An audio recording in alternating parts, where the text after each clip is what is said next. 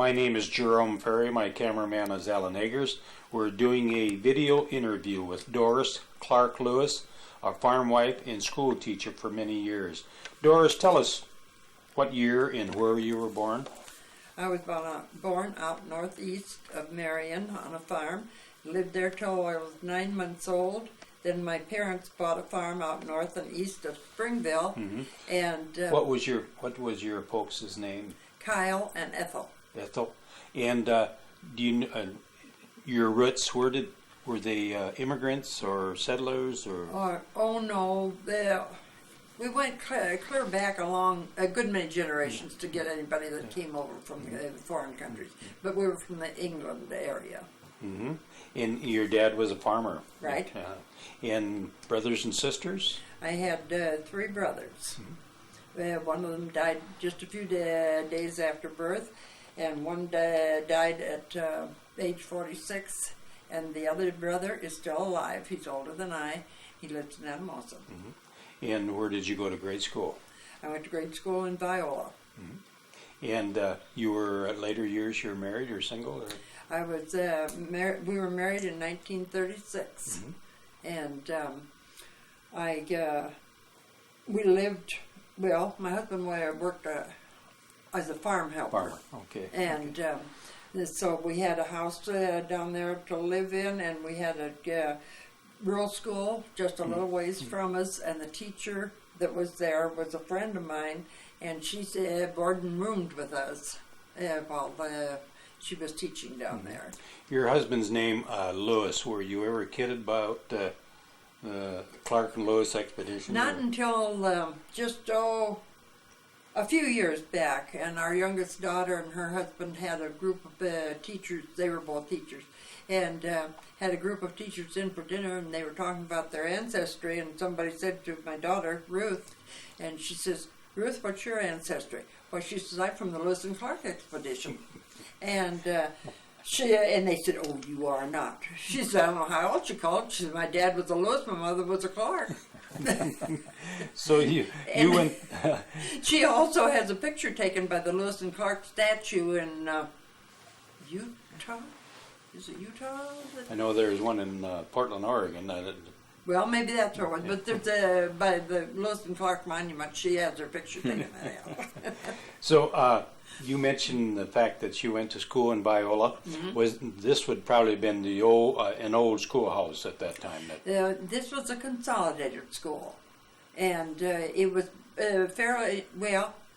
We had a wooden school in the northeast part of town when I went to school there, and then as time went along, they built a new brick building out to the west of the town. It was still in town, but it was the west part, and that was where I graduated from. When you first went to school in Viola, did they have school buses? Or? Yes, horse-drawn school buses.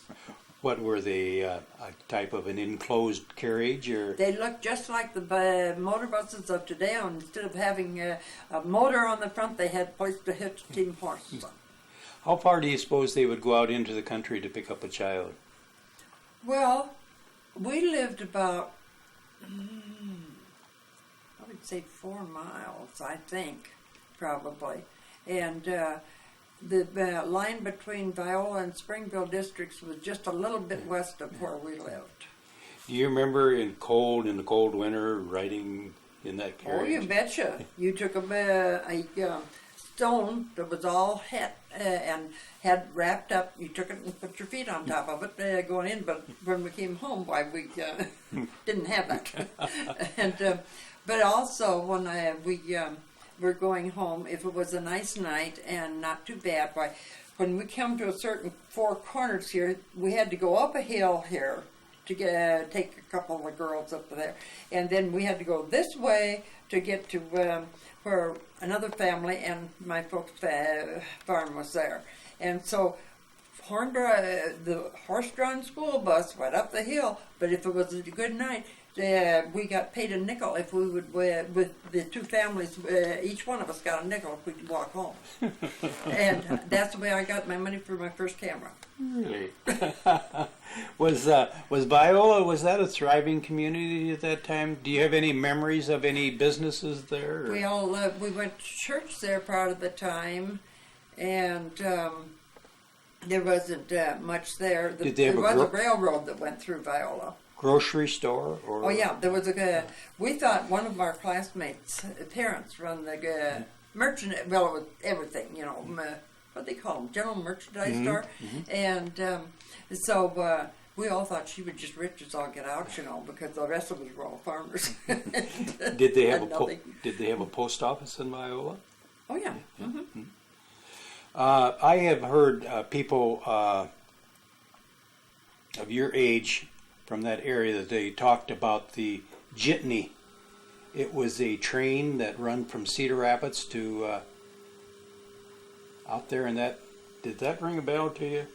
I don't remember that name, but there was a train that went, because my mother and I would go just before school started, and we'd go down to Springville and catch the train and go to Cedar Rapids and do my school shopping, and then come home. And then I don't know how we got from town to our farm, though. I've tried to think of that several times, and I can't remember for sure whether Dad took us in, and then he came in and got us then when we came home in the evening, or what. I just can't remember. If you come in on the train, come into Cedar Rapids on the train, did they come into Union Station? Do you remember the big Union Station?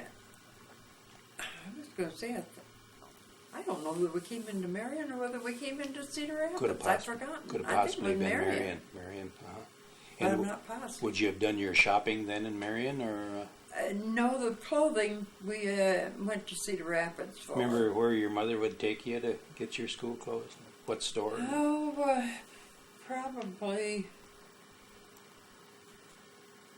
was a full merchandise store. I can't think what the name was. Armstrong's, Newman's. Yeah. Killian's. Oh, yeah. And Newman's and Armstrong. Well, the boys went to Armstrong's more than I did. Well, they didn't carry too much as far as women's clothes was concerned at that time. And but Penny's, yes, and seems like there was another one. Yeah. The Boston store was a big store at that time too, here in town, in Marion.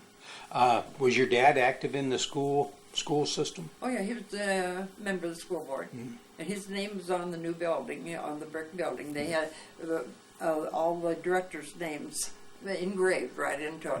And I said to my brother one time, I said, would you go up and look and see if Dad's name's still on there, because it was engraved into the building, itself, and I didn't know whether they would,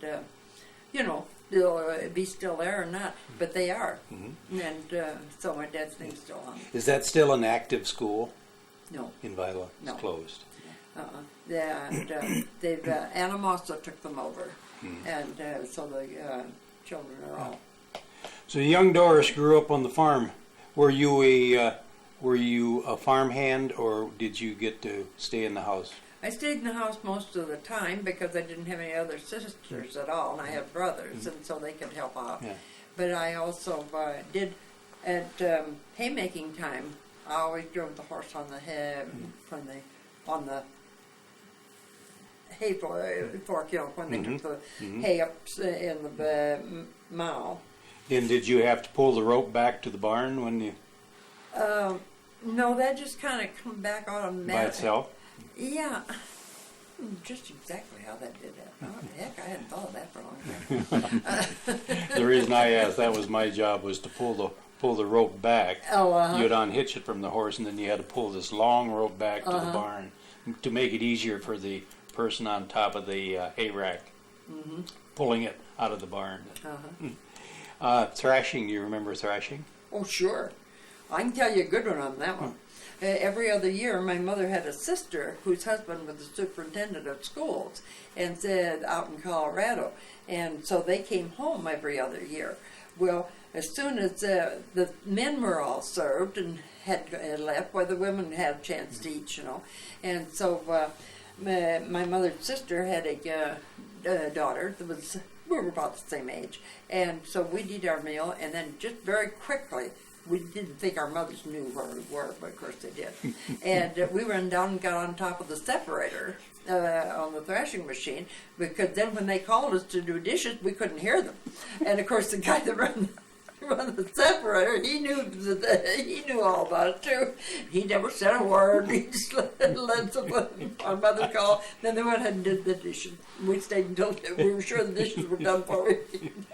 Did you ever get involved with helping your brothers and your dad shock oats? Oh, sure. Yeah. Yeah, I did that. Mm-hmm. Did you ever remember shocking late in the evening when it cooled off, and instead of doing it in the heat of the day? Well, I think kind of we did it in the forenoons, I think, and then if we were pressed for time, I think we did do some in the evening. Corn picking. Did you get involved with picking corn by hand? Oh, sure, I did that. And we went along, and then when we got a corn picker, we had to go along behind it and pick up the corn that didn't hit the wagon or whatever. Did all the kids, they have their own chores to do? Well, of course, I didn't do many chores other than with the chickens. Yeah. I hunted eggs, and somebody said to me one time, a good many years afterwards, said, "Why do you count by threes?" Well, I said I counted 3 eggs and 3 eggs, 3 eggs, and that was, I could hold 3 eggs in my hand when I went out to gather the eggs. Was it your job to clean out the chicken house on Saturdays? Oh no, oh no. I had brothers. Was your folks strict? Well, I thought they were. Yeah. Later on, as you started going into your teen years, was there such a thing as being allowed to, was there dances to go to? Or? Oh, no, we didn't go to dances, never. Your folks didn't? My parents would not allow that. They didn't believe in... My mother was raised in a very strict family. Were they church-going people? Oh, yes. Mm-hmm. What religion? Methodist. Methodist. Mm-hmm. And my dad was from Presbyterian, but then when they were first married, they lived down in the Linn Grove area, and so that church was a Presbyterian church, and so they went to church there. But then when they got away from there, by then they went to Methodist. My mother was a Methodist, and my father was a Presbyterian. Was dating out of the question when you were in high school? Absolutely, because I graduated when I was 16. I couldn't date till I was 16, so I didn't have any chance. Mm-hmm. Did the high schools have proms then, as they do nowadays? Mm-hmm. Mm-hmm. Well, let's see. We had one when we were in juniors. We sponsored, the juniors sponsored, and then when you got to be a senior, the juniors were becoming sponsored it. Mm-hmm. Remember your dad's first automobile? Oh, I sure do. He went to town one afternoon, and he had a team of horses and a wagon. He came home, and he was driving a car. And I said, "That can't be Dad, because he doesn't know how to drive." I was 3 1/2. When you started growing up, then did he teach you how to drive, or? He told me that I had to learn to milk before I could learn to drive the car, and I absolutely could not learn to milk. I didn't have the right coordination. Yeah. It just wouldn't work. He finally got felt sorry for the cow, and so he let me learn to drive the car. Did you ever get to go to movies? Did they have movies in Viola? No, they didn't have movies in Viola, but they did have over. Let's see. I think the first movie I went to was The 10 Commandments. And I never liked a religious movie after that. And I just didn't... Well, there was too many things that happened in that movie that I didn't think was necessary. Didn't set well with you. Sunday, was that a day set aside for church? Oh yeah, we went to Whittier Whittier. Do you know anything about that? Whittier is there's 4 corners there. On this corner up here was a Quaker meeting house. Over here was a community building. Over here was a general store, and we went to the community building. We had an interdenominational Sunday school, and it was well attended. And then, if we wanted to go to church as well, why we went down to Springville to the Methodist church then.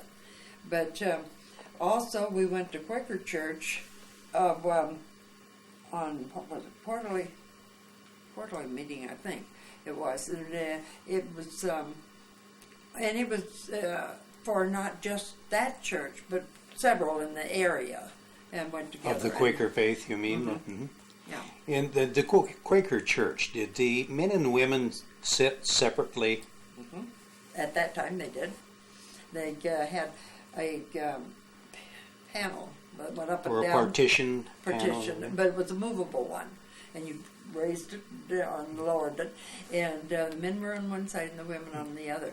Then, but it isn't anymore. I asked my sister-in-law not too long ago, and she said no. She says they have so few people anymore that they just have them all together on one side. What was the purpose? Did you ever ask why they were segregated from each other during the church service? The reason Just took behind it for it? granted, I guess. I don't know. Yeah. Did they have any type of service when? Did they have a service, or was it just self-meditation? Or It was whenever the Spirit moved them, somebody might get up and talk, and otherwise, it was quiet all the way through. if they were sitting there meditating and something come to their mind that they wanted They could stand up and say. they wanted to get it out of their system, they could get up and say it. Yep. And then they would sit back down, and maybe somebody else would get it. And if my great grandparents hadn't run off from meeting to get married, I might have been a Quaker. Did they have ministers? No, no. Did they have church elders, or Well, that kind of determined how the service would? I can't think what they were called. Yeah, that's interesting. No, I just can't think. Holidays, Christmas, was that a fun time in your family? Oh yeah, Yeah. Santa Claus came. Was your folks, was they in a position they could afford to buy any toys, or was you like a lot of the other? Well, the toys were pretty precious as far as that goes, and you made your own, a lot of it, of the toys we had. And we had balls and bats, but then some of the bats were pieces of plank, too. Mm-hmm. Yeah. Do you remember any Christmases that stick out in your mind? Any special ones to you that? Well, I don't know. I remember when we were kids, our bedrooms, my folks and our bedrooms were all upstairs, and the stove in the front room, the parlor, was, no, it was the dining room that had the stove in.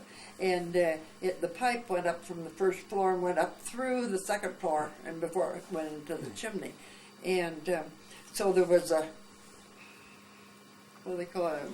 A register, a grate? It's a register, a grate, and that went around the pipe there. And so we kids would go up there, we were supposedly going to bed, but the folks were working on Christmas things downstairs, and so we'd get down there and look down through that grate and see what they were doing. Well, we are sure that my folks didn't know we were there. Ha ha. And this stovepipe going up through the second floor of the house was the only heat, so Yep. you found yourself huddled around that pipe in the morning. That's where you dressed and undressed. Yeah. And, The summertime, can you remember it being beastly hot in the? oh, sure, it was hot, but then we never thought too much about it. We just was hot, and that was it. And I can remember when my mother would make my school dresses and things. Like she'd have the sewing machine there, and she would have me sitting there with newspaper, fanning her so that she could have a little bit of comfort while she was sewing. That was their air conditioning. Uh-huh. Your winter times, do you remember what you did as children in the winter time? That Oh, we had snow, of course, and had sleds, and of course, with me, why, I was the only girl, and here was our farm, and then there was a 40-acre piece of land in there that belonged to somebody else, not anybody that lived on it. There was no buildings on it, but there was a pond up there, and the kids would go up and ice skate up there, but my mother wouldn't let me go because they were all boys that were up there, so I couldn't go up and skate. did toys? Did you have the? Did you have dolls, or did you have any special toys? Well, my oldest granddaughter has my first mama doll that I ever had. My mother's brother and his wife gave. Well, this one that was the superintendent, their oldest girl, and I are mama dolls. And so I said that, Cecil and I talked about it. I had it for years after we were married, as far as that goes. And it still had the original dress on it and everything, it had shoes and everything on it, and had maroon-colored hair. And so I said to Cecil one day, I said, we better decide who's going to have my mama doll, because I said, I don't want it just to go to anybody. And he says, who do you want it to go to? And I said, I'd like to have it go to Teresa, my oldest granddaughter. And she had a little rocking chair, and she put that doll in there, and it's still there in her living room. Did your dad have a bobsled Oh, sure. on the farm? Mm-hmm. Did he ever take the family to church on Sunday sure. in the bobsled? Mm-hmm. In the winter time? And that's the only way we had to get any place, because you couldn't drive the car. Do you remember how you stayed warm? Oh, yeah, we had stones that we kept, and then we had curtains on our car so that it was, we didn't have the outside air right on us. Mm-hmm. Did you ever heat up rocks on the stove Mm-hmm. and put them in the bobsled to keep the kids warm? Yeah. Mm-hmm. Did you have a creek to swim in the summertime? No, we didn't have. Do you recall how your mother kept the food cool? Down in the basement. Cellar. Down in the cellar? And it had an outside cellar on it, and you went out onto a porch here, and then was a board that a door that opened up, was in the floor, and you opened it up, and then there were steps that went down to the... Did you ever recall any bad storms that were your folks took you all down in the cellar? Or were I don't fortunate? think so. I don't think so. Radio, early radio? Oh, yes. We had a radio, and it had 2 sets of headphones. And you could take each one of those apart, so that made 4, but there were 5 of us. And so 2 of we kids had to use the same one, and we put one of those things between our ears, and boy, you didn't want to do anything wrong, because if you did, you couldn't listen to the radio anymore. Did you have the freedom to listen to it any time you wanted, or was there set times that? Oh no, we had our folks very old screen what we watched very much like. Worst day, you remember On the board. the worst day? Was it After we were married, boy, we didn't have any electricity, we didn't have a telephone or anything of that kind, and so I didn't have a washing machine or anything, so I used a washboard, and one day we had a porch out the side, they're open, no roof on, and so I put the big tub there and put the washboard in there, and I had a dress on that came clear up here, and I thought I was fine. Well, hex bells, the sun went right through the dress, and I got the awful sunburn. And it was up to my folks shortly after that, and my mother looked at me and said, "What on earth is wrong with your face?" And I said, "Well," I said, "got sunburn. I did my laundry the other day and told her about it." And she says, after this, she says, you take Cecil to work on Monday morning and you bring your clothes up here and you put them in with ours. And she said, Okay. So I did. Do you remember your dad butchering livestock, sure. butchering hogs and butchering cattle in the wintertime? Yep. How would they go about butchering a hog? How would I know? I wasn't there watching. Do you remember if they pulled it up in the peak of the corn crib and lowered it into a barrel of hot water? Or, I don't have any idea. I really don't. okay. Right now, I can't think. Did your mother teach you how to cook? Sure. Was your mother a good cook? Very good. How about sewing? She taught me to sew also, but then I also got better teaching of sewing when I was in high school, and I had what they call it, homemaking class. Home ec, maybe. Home ec, Yeah. and part of it was on sewing, and we also had it when I was in 4-H work. Would she take you to town to buy you bolts of cloth, or? Not bolts, but then we would go to town and get material. Did you ever use feed sacks? Oh, heavenly days, my kids wouldn't have anything to wear if it hadn't been for feed sacks. One time, of course, we were on the farm, and so you had to be home for chores both morning and night. And so Cecil and I took the girls, and we went over on one of the rivers and took a boat ride. And when we were getting off of the boat, the lady came up to me and she said, I don't know you and you don't know me as far as that goes. But she said, could I take a picture of you and your girls? We had dresses on that were made alike, and they were made out of feed sacks. And so there was 4 girls and mother with dresses made alike, out of the same kind of material.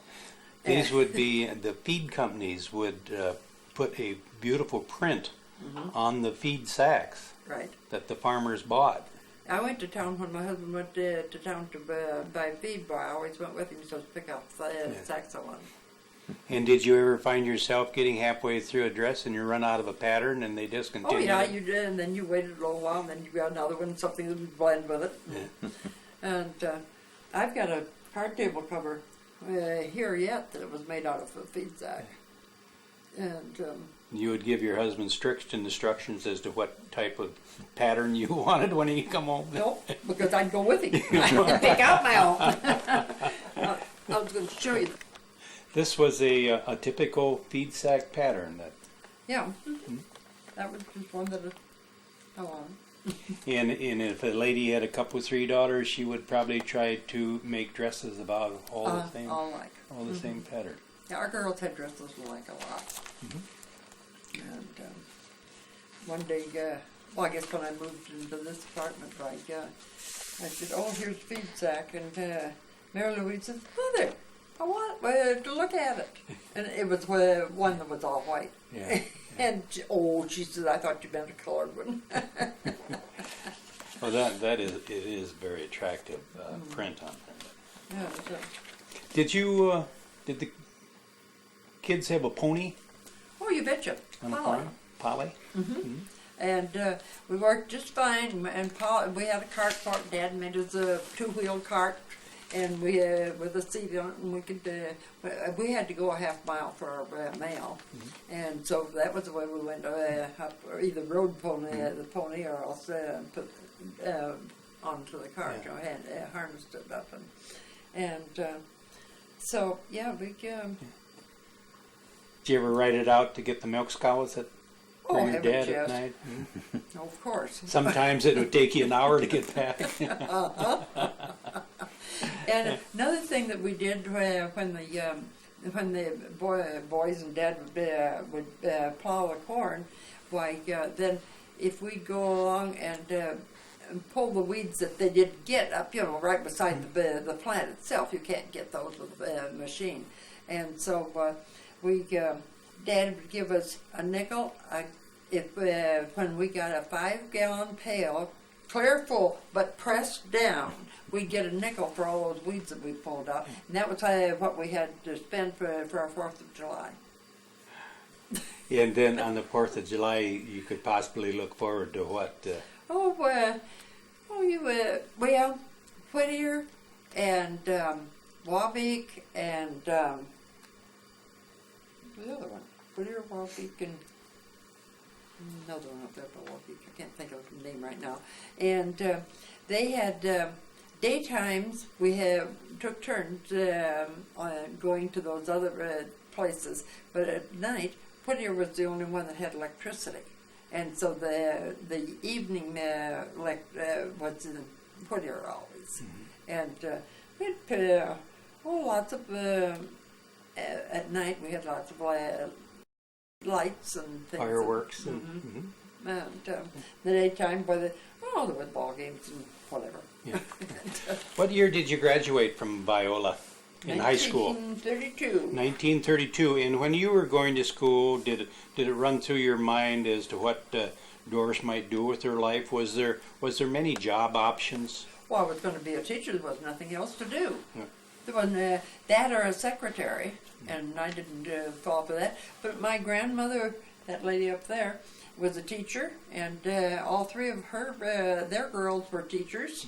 And then I was, and then my mother's sister had one girl that was a teacher. And then going on down, I have great-grandchildren now. They're studying to be teachers. I don't think we've missed a generation before we've had teachers. So where did you go someplace to get training? I went to Cedar Falls, and I only got to go 1 quarter because banks went broke. Yeah. I had the money saved, but then the bank went broke. Yeah. What was the tuition then, you remember? Heavenly days, I don't have. Did your dad, was your dad able to help you any with the tuition, or? No, I paid my own tuition, but they did come and get me and take me home because I went the 1 quarter over Christmas and Thanksgiving time, that quarter of the year. And so they furnished my transportation to get back home for vacation. And, Right in that time period was the depth of the Depression. Did it affect your dad? Did he lose the farm, or? No, we hung on to our farm, and a lot of people did lose their farms, but we didn't. We went without an awful lot of things, but then at least we held on to the farm. In order to teach, did you have to get a certificate? Could you get a certificate after 1 quarter to? Yeah, you had to take some teacher's exams, and then if you passed those, and then had your 1 quarter, well, then you could teach. What grades were you Well, when I was able to teach? Or well, all the grades. It's all up you to could 8th you could grade. teach Up through 8th grade. up to 8th, 1 through 8. And your first job? Excelsior School. Well, Well, first teaching job. first teaching job. Do you Because remember? I did housework in between when I couldn't get to school. Schools were very hard to get at that time. Oh, and was a lady in town or in the country that would hire you to? Well, usually it was somebody that just had a new baby, and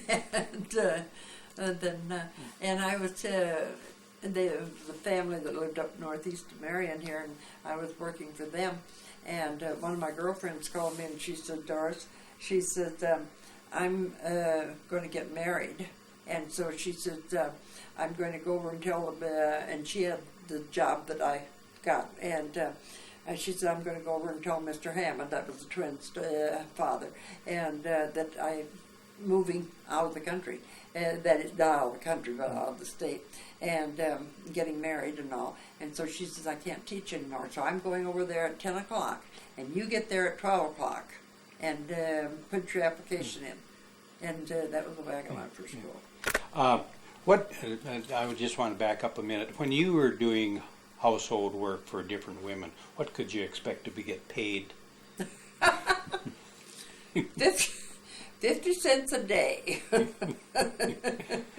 Did the food go with it, or was that? Oh yeah, you had your meals and you slept there at night. You got your room and board for. Yeah. So when you got your first teaching job, what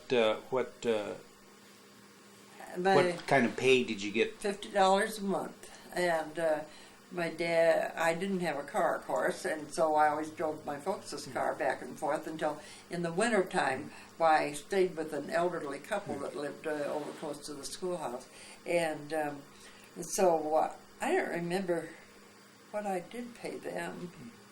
I had to pay something for room board, but I don't remember what it was. And You mentioned the fact that you taught at Excelsior. EXCELSIOR. OR, I think. OR, yeah. Was this located out near the WMT TV towers and around where they had the National Corn Picking Contest in that area there? How many students did you have? 6. 6 students your first year? And it comprised of how many grades? Well, 4. The twins were in 8th grade. Then one of the boys was a 6th grader, and another girl was a 5th grader, and then I had 2 in 2nd grade. You keep mentioning the twins. Is this the same 2 twins that we Alice and volunteer Alberta. with at the History Center? Their names Alice now and are Alberta. Alberta Cray and Alberta Cray and Alice Smith. Smith? I may have Alice, not.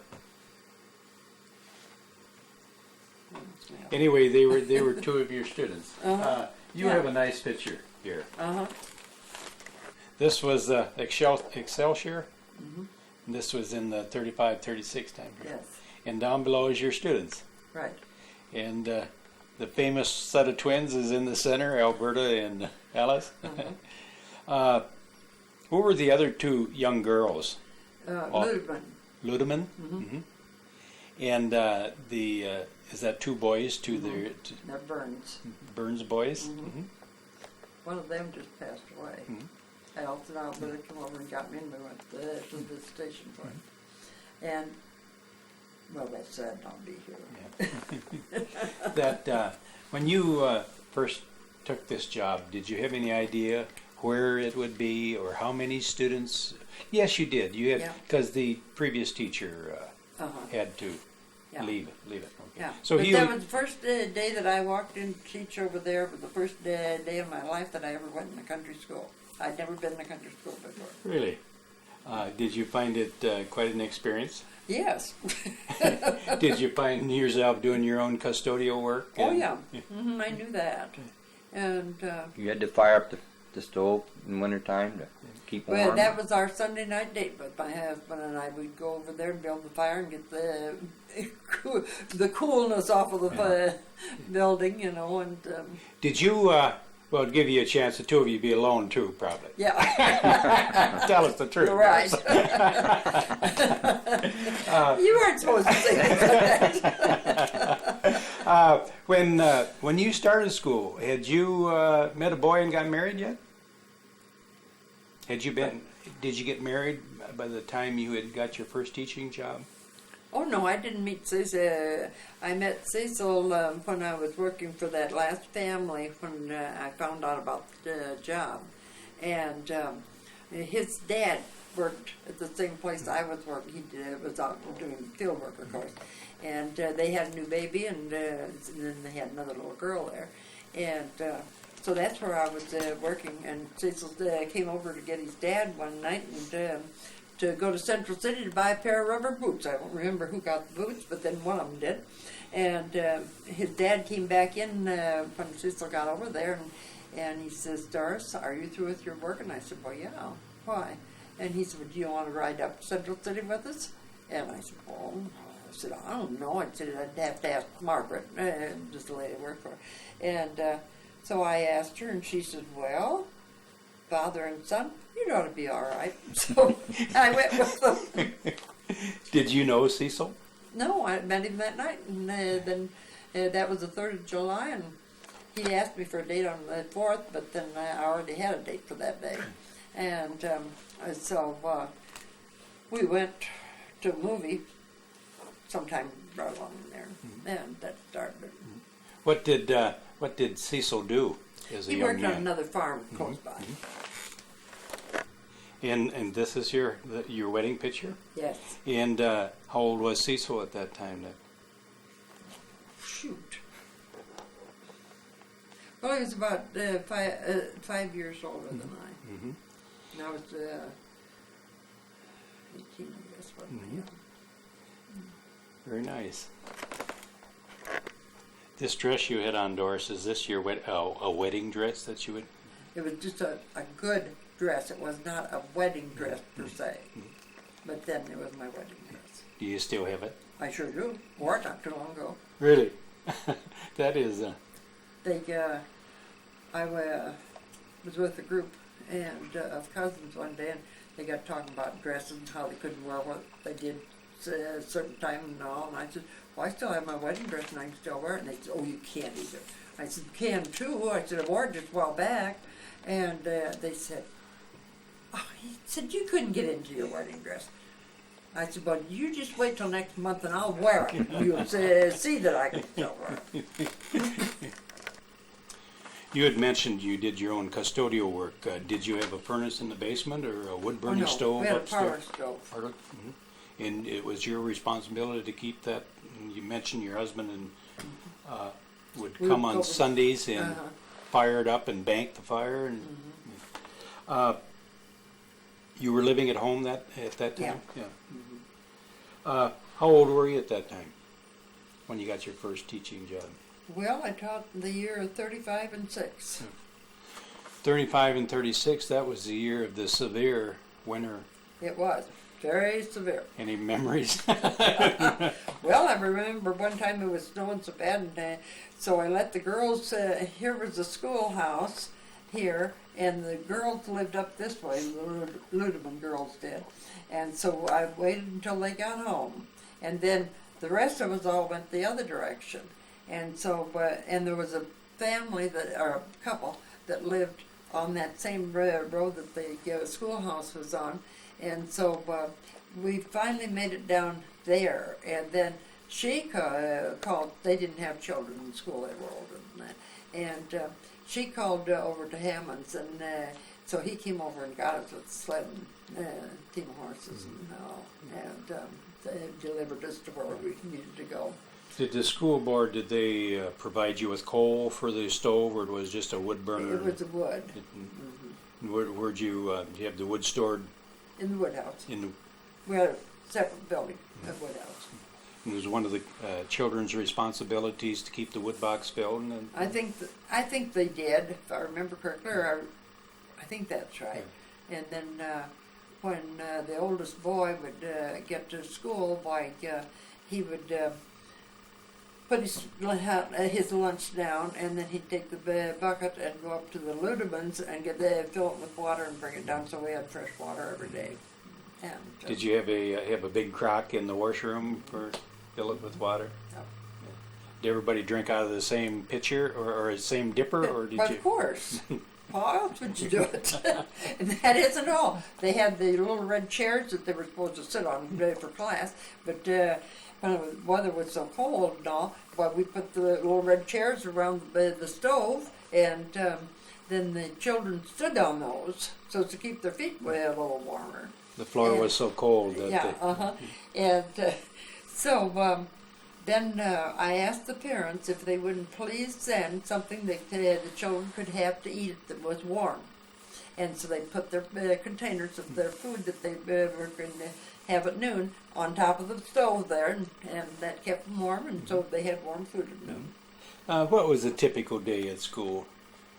Just tell in as few words as possible. Well, we always started with music. Pledge of Allegiance? Yeah, we had that too. And we had music, but of course I can't sing, so we had a Victrola there, and so we had the what do you call them? Phonograph records? Or The records, yeah. And put it on, and then the children sang with that. Mhm. That was the way they got their music, because I sure couldn't teach them anything. Was there any prayer? I don't think so. I don't remember that there was. And then, what would you do? You had 4 grades? Yeah. So you would talk to the one grade, and the other grades, would they be working on something else, or could they sit there and listen to? Well, they always sat there and listened. Thinking back, do you think that this was a great advantage for the younger kids to be able to sit in and listen to what you were teaching the older children? Very much so. Compared to what it is nowadays, you're only talking one subject to one group, and Yeah. they were getting a whole spectrum of knowledge by just listening. I always felt as though that they got a lot by listening, and because that way they were doing something they weren't supposed to be doing. Of course, you know. Was you famous for giving them a lot of homework, or No, you were late on that? no, they did it at school, and I know Mr. Hammond was real concerned because the girls had to take the exams before they could go to town school, you know, and. He said to me one day, he said, "Are you sure you're getting all the material across to those girls?" And he said, "They don't seem to talk too much about it." Well, we talk about it at school, and so I suppose they just didn't think they needed to talk about it. Otherwise, I don't know. What subjects? But they'll pass. What subjects did you teach in All of them. country school? All of them? Mm-hmm. Geography, history, arithmetic, and writing, And reading, and so penmanship. oh sure, Do you music. do you recall a Palmer method of penmanship? Oh sure. This part of your hand had to go on the arm. Arm had to be on the desktop, and I don't imagine you had too much discipline problems in your yeah. school. You didn't have any boys that had to write 500 times on the blackboard. No, but I'll tell you what happened when I went to town school to teach.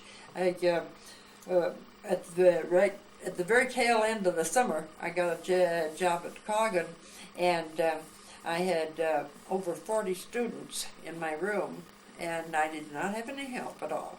And somebody says, and one of the teachers said, "Doris, what are you going to do for discipline?" I said, "Wait until I have a problem, and then I'll tell you." And so one day one of the boys did something he wasn't supposed to do, I don't know what it was. And I said, "Okay, young man, you can go over there and stand in the corner." And so I went on, going around helping other kids with their studies there. And all of a sudden I realized the kids were just kind of holding back stickers, you know. And so I turned around real quick, and he was turned around making faces at the kids. I said, "Listen here, young man. When I say stay in the corner, stand in the corner. That means you stand there with your nose in the corner, and you stay there until I tell you get out." Now, I never had a discipline problem the whole year. They knew I meant it. Did the Hammond twins ever give you any trouble? Just jokingly. No, they didn't. Any of them did have any trouble. Shoot, living they sat so far apart, you know, except in the cold weather. But then, there was no chance to do things wrong with the other kids. Oh, out on the playground sometimes they what they did. Did you find yourself playing with them during recess? Play Oh, games of with course. them? I played ball and Andy over out on the woodshed. Did you in the wintertime when it wasn't so severe outside? What types of games would you play during recess? Oh, whatever came up, and the kids wanted to do something. They'd want something to do, and I don't know what we did do. Fox and Goose? Did you ever play Fox and Goose? Oh yeah, we played that when we were outside in the snow, and then we played Andy over. And you know what that is, don't you? And no, I know what it is, but tell your audience what Annie Over was. Well, Annie Over is when you take a ball, and half of the students are on one side and the other half on the other side of the building, and you throw the ball over, and then they throw it back. And so.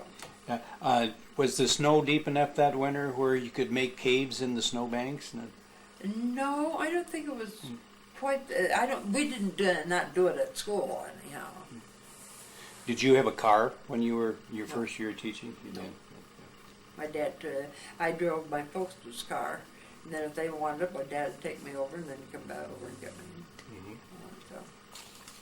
So you got married, right? 1936 to Cecil Lewis, and you mentioned the fact that Cecil was a farm hand. What did he do later in life? Did he continue to farm? Yeah, we were always farmers. Did he rent or own or? No, to start with, he worked by the month. And then after, well, let's see, we've been married a little over a year.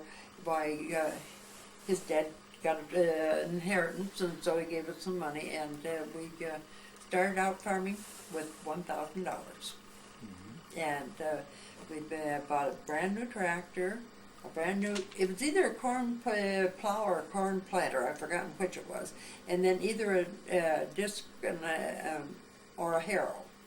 And then there was one other thing. Those were new. And then he went to farm sales and bought the rest of the equipment that we needed. When you got married, did you quit teaching, or did you have to quit teaching? You had to quit teaching. Did you ever think about this as to why there was such a law? Was this an Iowa law that when after marriage you could no longer teach in that time period? Yeah, I don't know, but it was a law, but I don't know why. I don't know why at all.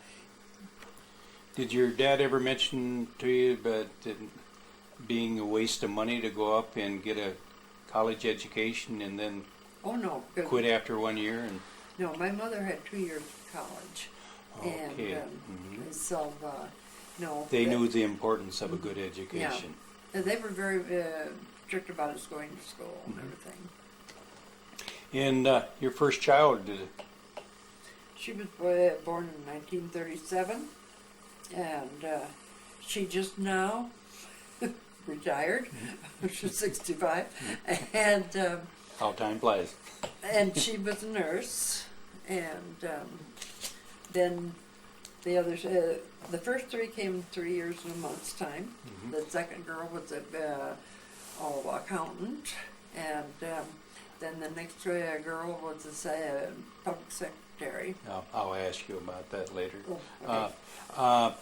When you were first married, did you have any social life? Could you afford to have any type of social life? Did you and Cecil go to dances, or? We did either one dance, as far as that goes, and but we went to some things as far as that goes. I don't know just exactly what we did do as far as that goes. Did you get to town very often? We went every Saturday night. Now, what town would this have been? Marion. Marion. And we went to town and bought our groceries, and I don't know. I think I don't know what else. It seems to me like there was a band concert or something. Bank night? Did they ever have bank night at the theaters? No, we went once in a great while to the theater, but not very often because we didn't have that much money. Did you raise chickens? Oh yeah. And did you get to keep the egg money for the groceries? To spend for groceries? We went to Gordon's Hatchery here in Marion, and we got 30. I don't know, but a small number of old baby chickens, and there was a chicken house where we lived, and and it was just the tail end of the chicken time, and so we saw him, the guy afterwards, Gordon, and he said, how'd the chickens go? I said, we raised every one of them. He said, you did? And so you had, we'd been in and got some medicine a couple of times. They'd had something wrong with them. He said, you raised all those and kept them going? And I said, yep, sure did. And he said, wonderful. He said, I'd have sworn that half of those would have died. Was this kind of a ritual? Every spring you would get baby chicks and clean out the brooder house or the chicken house? After that, I set the hens on eggs. Okay. And raised our own part of the time. And then part of the time when we had enough money to do so, we'd buy a whole bunch of them and then we could sell them. Did Cecil milk? Oh yeah. Did he sell cream? Or? We sold milk and whole milk, and then after a while, why we got so we had a separator so that we could just sell the cream then. When Cecil was renting a lot, Yeah, did we you never owned a farm. did you find yourself moving around a lot? When would you move? Any particular time of the year? In March. In March. That was First moving March. day for farmers that were going Yeah. to move. And every time that we moved on a different farm, Cecil would clean up all the buildings outside and get everything all slick there. I did the same inside, and papered and painted and everything. The landlord come out and see what we'd done. He said, "Oh, looks good enough. So I think I'll sell it." So we got a lot of farms bettered in looks, and then we'd have to move. And Didn't Cecil find this, or both of you find this kind of discouraging after a time moving not so especially. often? We just knew It was just a done, way, that was way of it. life, and that's the way you... Yeah. Uh-huh. Were your daughters, were any of them born at home? Oh yeah, the first three. The first one was born at my folks, and then the next two were born at our own home, and then the fourth one was born at the hospital. Did they have the opportunity to go to country school, or? They went to Excelsior one time, I think, I don't know, 1 year or 2 years. And that was the only time they went to country school. And where have they went to high school? They all graduated in Albernet. Did they were they farmhands? Did they help your dad? Oh yeah, 2 of them was outside and 2 of them inside. They had to be. Did your husband enjoy life, or was he a typical farmer that he thought all there was to do was to work? And Oh no, he had a good time. I think we all did. And, when you think back now, how many different farms did you and Cecil live on throughout your farming career? oh, I don't know. I can't tell you all. Did he rent on halves, or? Yeah, usually. So Yeah. that means half of anything, any profit he made on the farm, half of it would have to Go to the landlord. go to the landlord. Yeah. Did you ever think about going back to teaching? Not until that superintendent came up to me and asked me to go, come and do some substitute teaching. What was that? What year was that? Oh. Let's see, Dorothy graduated. Possibly 50, Well, our girls 54. were in, around I'm just going to say it this way, the girls were in high school, the older ones were. And when the superintendent approached you, did you ask if you would have to get any additional education before you could go back to? No, I told him I didn't have a certificate, and he said, you don't have to have. Well, then after I got back to going that way, the teachers said, you better get some new ideas, and so I started back to college, and I just take one course at a time.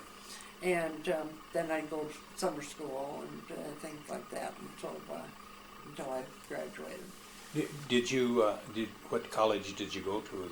Upper Iowa. Upper Iowa. Mhm. Did you ever take any courses at Cole College? Yes. And then when you went back to teaching, what grades did you teach? I think it was 3rd grade that I had the first year that I went back. And then after a while, I'd had a chance to see a reading program where you tested all the students and put them on the grade level they were supposed to be on, and so on and so forth. And so I taught just social studies and reading then. And because that led us to, there were 4 of our teachers that went into that, I think it was. And so we all taught so many reading classes, and then we all had one other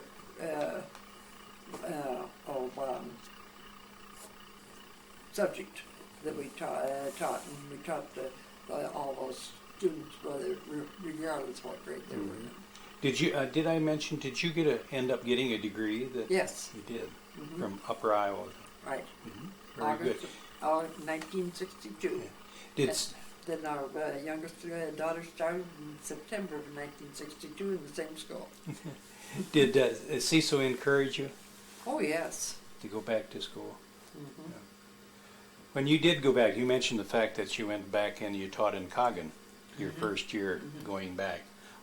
Did you notice any difference in students from the time you had left until the time you went back? Discipline problems, social problems, or? No, not especially, I don't think. Kids are kids. In life in the 50s, it was still a fairly Yeah. quiet Mm-hmm. time. Do you remember what you got when you first started out? I think you said you got $50 a month when you started in grade school. What'd you start at when you went back to Coggan, you remember?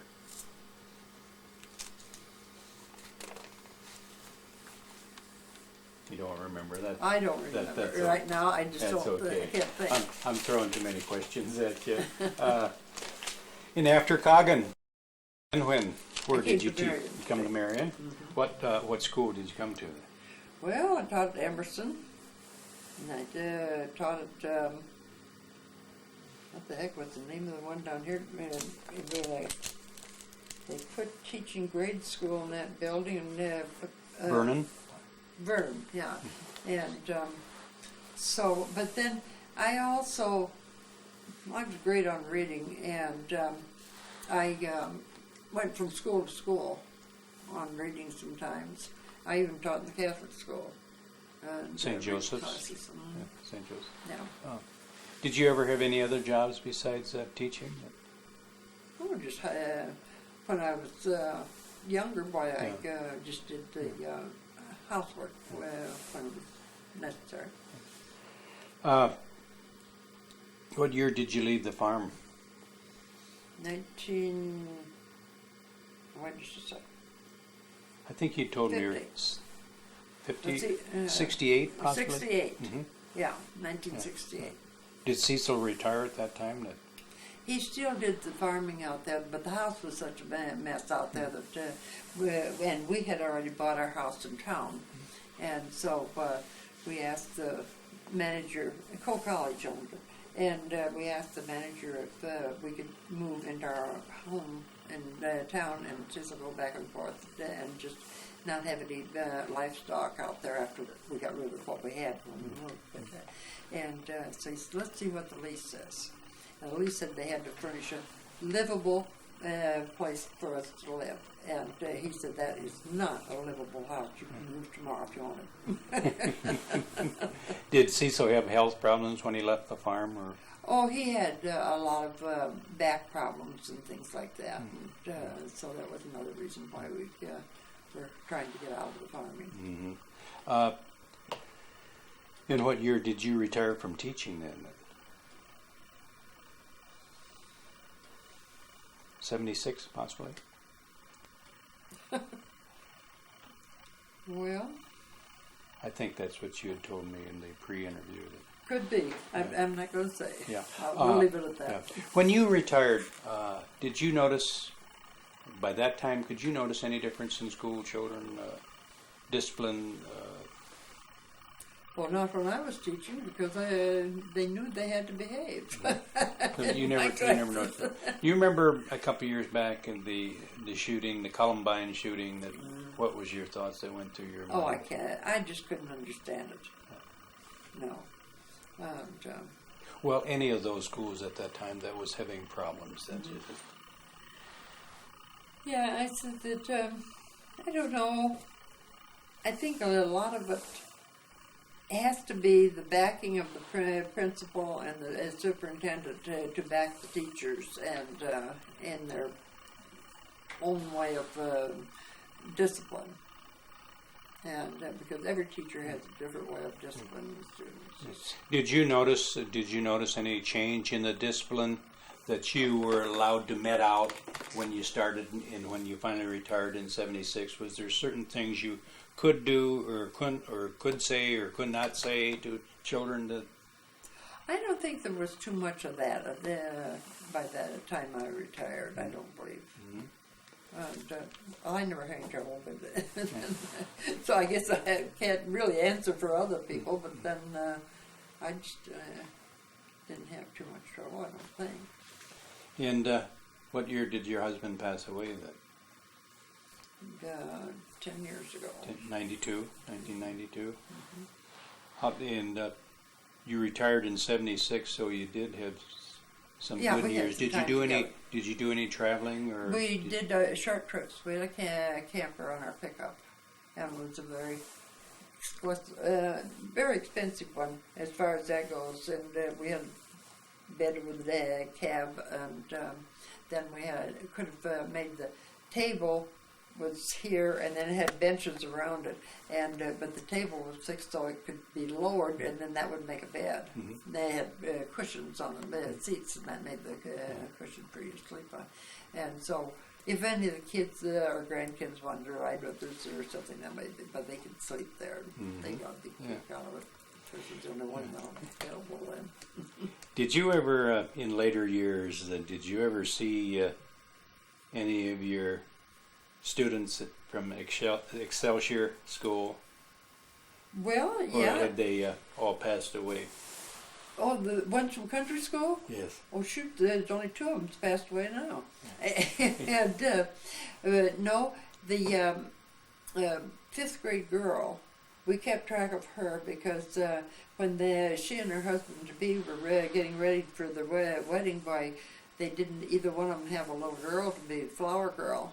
And he said, "What are we going to do for a flower girl?" And she says, "Oh," she said, "I know, Mrs. Lewis got 3 little girls." Didn't have the 4th one yet then. And so she says, "I think that little dark-haired one," she had curly dark hair when she was a little girl. And so she asked me if Mary would do that, and I said, "Well, I thought she probably would." And I said, "What kind of a dress would you want her to have?" So she told me, and I made it for her. And so we've always kept track of Arlene now, but now we've gotten track of the twins again. And so, and then Leland, the one that passed away just recently, he went to the same church that I did.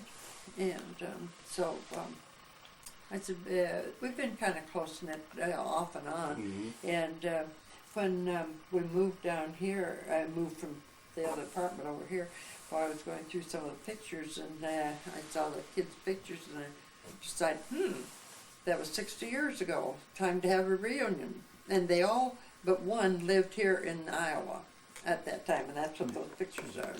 And so, How many grandchildren do you have now, Doris? I have grandchildren. Let's see, I have 4 daughters.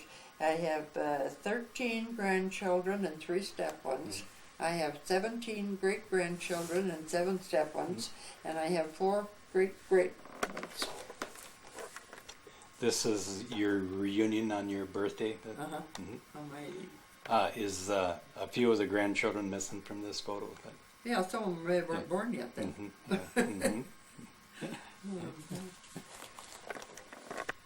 And this picture is what? The family of my second daughter, and she passed away. What was her name again? Bessie. Bessie. Mm-hmm. And she had 5 daughters, and these are the 5 daughters. Mm-hmm. And then she had one.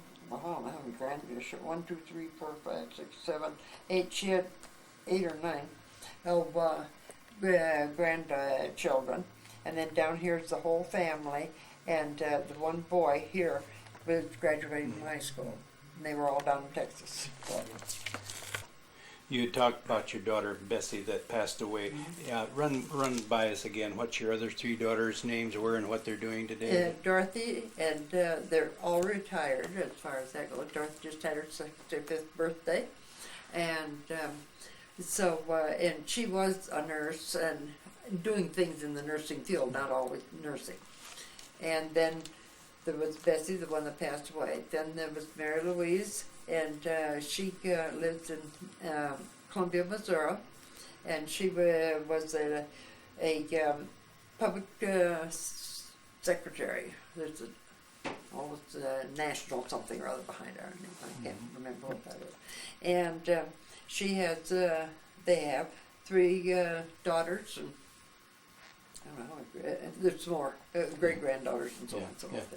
They finally got a boy, and then my youngest daughter is Ruth, and she was a teacher, and so was her husband, and they have 2 boys. I went to the youngest boy's wedding in June in Pontiac, Michigan, and then the oldest boy is not married; he's out in California. At the end of this video, Alan will train the camera on all your grandchildren over there on the wall. Okay. Do you have any goals left in life, Doris? Anything you want to accomplish? I just hope I live longer than any of the rest of the girls do. That is hard to lose a daughter. Yes, it is. Very, very difficult. And I have one now that just had cancer. Oh, that doesn't need to be in there. If you had your life to live over again, would you do anything different? Thinking back? Oh, I don't know. Is there anything you wished you could accomplish and that you didn't have the opportunity to? I don't know. I've been pretty satisfied with my life, I think. And Would you like to be starting your teaching career now with all the in today's world of education with all No. the new technology and everything? No. No. That's a very definite no. Are you computer literate? no, You have no desire to be then. no. I wish I could, but and one of my daughters and her husband and I went into Radio Shack one day and we thought maybe we could get just something that I could do with email, you know. So when I saw what it was and the print was so very, very tiny like this, I couldn't do it.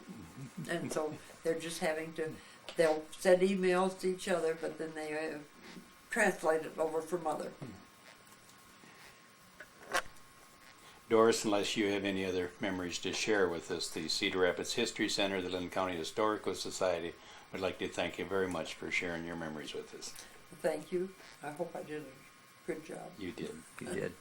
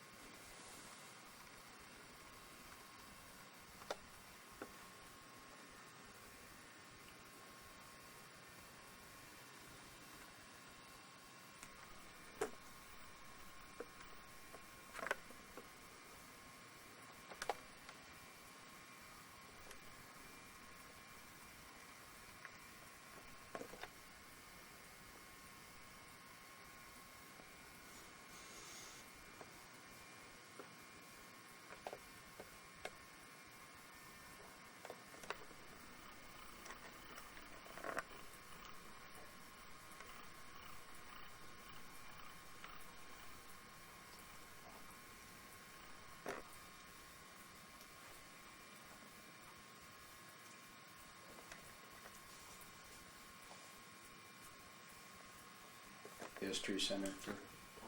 Oh, for Lynn's sakes.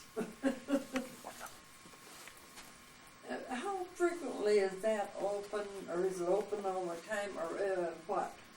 It's closed on Mondays, but it's open.